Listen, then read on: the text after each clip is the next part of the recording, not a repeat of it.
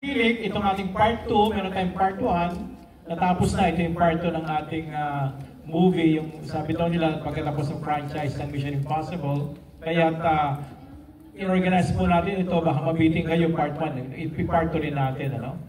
Tayo po ay in-organisa ng ating union system ng Metro Manila. Kasama din natin ang lahat ng mga union sa Metro Manila, 11 yan. Palakpakan naman natin yung mga cooperative union natin sa Metro Manila. Hindi ko na isa-isahin. Pag senior ka na, hindi mo na memorize lahat siya. Salamat po kay Ma'am Annabel. Hindi ko alam, fans pala siya ni Tom Cruise. Senior na rin yun, si Tom Cruise.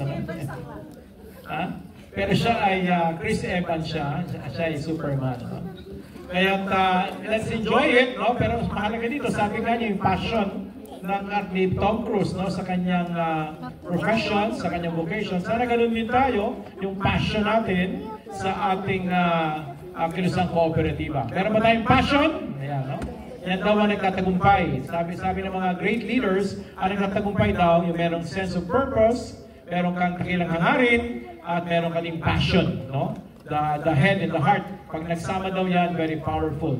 You have a purpose in life, and you are passionate about it, no? Kaya sana yung pong sigla natin sa panonood ng Mission Impossible, magagaling na stunts, no, ay gamitin natin sa ating pagmamalasakit sa kilusang kooperatiba. At meron po tayong mabigat na mission ngayon, pagkaisahin ang mga kooperatiba sa Pilipinas, no? On or before 2030, pagkaisa tayo para meron tayong direksyon. Walang direksyon ng mga kooperatiba sa Pilipinas, di natin alam kung saan tayo pupunta, no? Kaya pinipilit po natin pagkaisahin sa pamamagitan ng National Union Cooperatives na kung saan yung po mga unions at federations ay maging miyembro. Ang mission natin ay to build a cooperative economy for shared prosperity. Napakaganda ng ating mission, to build a cooperative economy. Tulad nito, sa ibang bansa, yung mga ganitong sinihan may-ari kooperatiba So kaya ba natin to?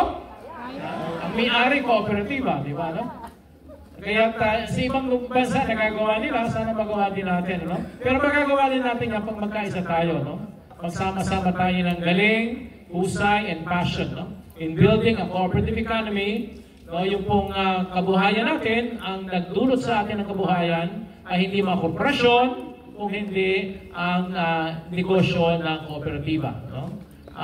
To build the cooperative economy, shared prosperity, ibahagi natin sa mas nakakarami at hindi lang puro pamilya ang may-ari ng yaman ng Pilipinas. No? Nakakalungkot, ang yaman ng Pilipinas ang may-ari lang mga ilang pamilya. No?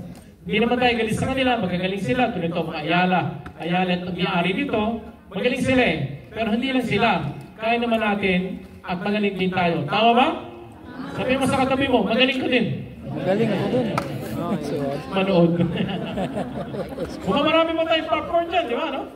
Parang gusto niyo pang popcorn, marami pa tayong popcorn, hindi ka mautak.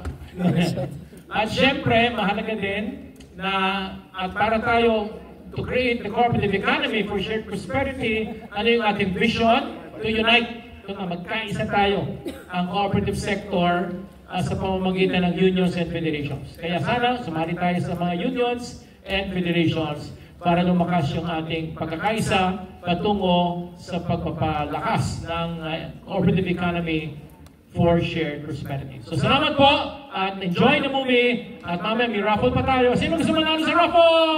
Hey, kami po. Taas natin ang kamay natin. Lord, mananalo ko. Lord, mananalo kami. Nanyo na. Amen. No? At pagpalaan kayo ng Diyos, siksik, kliklik up. Maapaw. God bless you. Thank you.